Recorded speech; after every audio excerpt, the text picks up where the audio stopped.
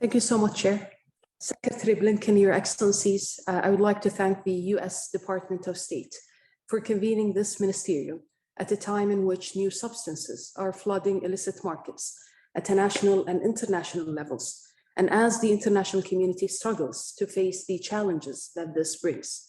The seizures of synthetic drugs have been skyrocketing, and drug use, especially among young people, are higher than ever.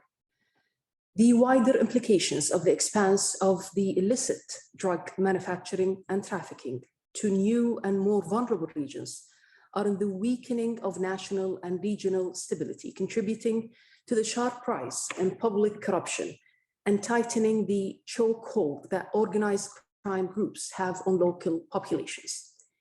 We are gathered here for a shared purpose to develop comprehensive strategies that would effectively counter the manufacturing and trafficking of synthetic drugs. This issue must take a multi-pronged approach, focusing on prevention, law enforcement, international cooperation, and public awareness.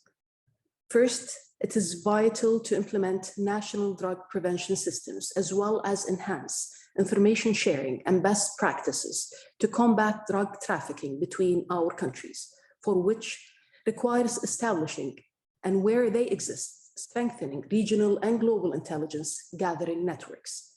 We can better empower and direct agencies to disrupt and reduce the supply of illicit drugs crossing our borders and support community-led efforts to combat their manufacturing and distribution. We must also invest in research and development for science-informed responses and for a warning system for early detection of new synthetic drugs.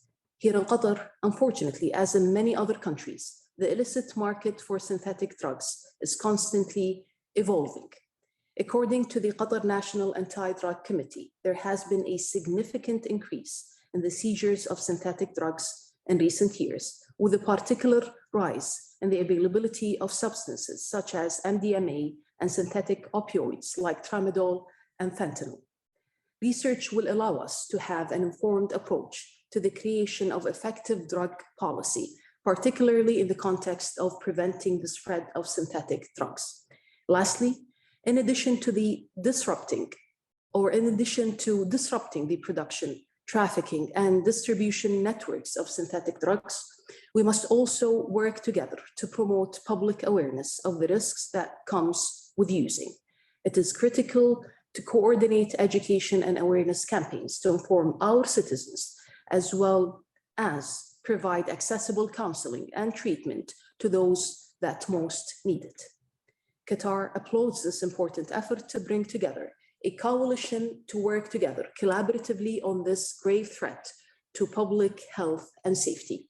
I look forward to engaging with you all on innovative and cooperative international drug policy priorities. Thank you very much.